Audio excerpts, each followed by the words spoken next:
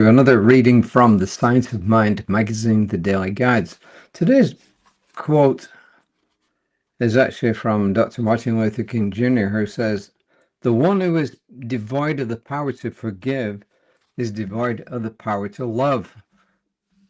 And at first it may not seem to be relevant to today's reading, but it really is, and you'll see why as we go along.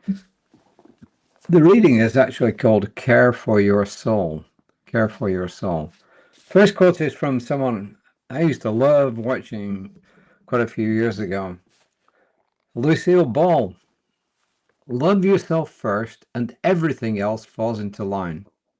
You really have to love yourselves to get anything done in this world.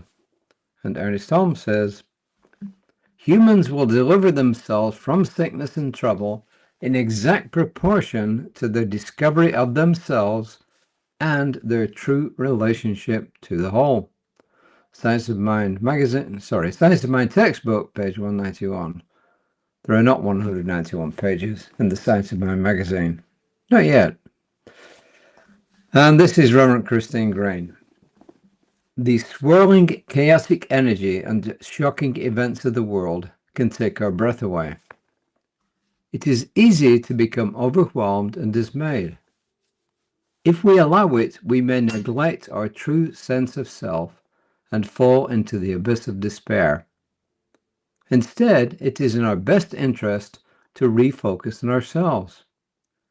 That seems contrary, and we may say, I can't think about myself because there's so much suffering.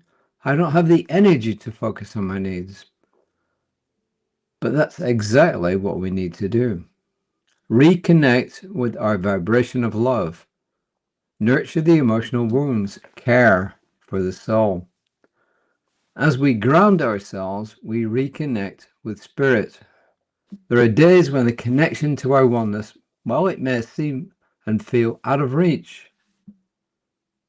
However, recognizing our connection to spirit does what it requires our intention to pause, listen, and to nurture ourselves. As we navigate through busy schedules and commitments, carving out sacred time for self-care and renewal becomes what? Vital. Take a moment to disconnect with the noise of life. Step away from your calendar and your endless responsibilities. Listen to that still, small voice within. Yes, it will guide you on how to share your light with the world. Guess from where? From a place of love. Nurturing yourself is a conscious act of self-love that does what? It allows you to shine your light in the world. And as Marianne Williamson said, as we let our own light shine, we unconsciously give other people permission to do the same. Embrace your unique light and allow your journey toward worthiness to be an act of love, both for yourselves and for those around you. So how does that fit in with Martin Luther King Jr., who says, the one who's devoid of the power to forgive is devoid of the power to love? Well, one thing we often have to do is forgive ourselves. That's sometimes the hardest thing to do. And forgiving ourselves is, guess what? It's part of the act of loving ourselves. You know, Jesus said, when he was asked what the first commandment was, he said, love God and love your neighbor as yourself. So you cannot love your neighbor unless you love yourself, because the two things are tied together.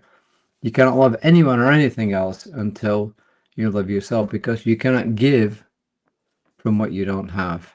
So there we are. That is our reading for today. I embrace myself with love and compassion. I'm free to be me. I embrace myself with love and compassion. I am free to be me. And that is, my friends, my offering for you for this day. My colleague, Reverend Lisa Ryan, will have another offering for you tomorrow morning on Creative Life Spiritual Center's Facebook page around 9:15. And tomorrow or Thursday, Danielle Johnson will have her midweek meditation, so look out for those. And look out for me around about the same time tomorrow evening. So until next time, Truly, truly. My wish for everyone is love, peace, and harmony. Namaste.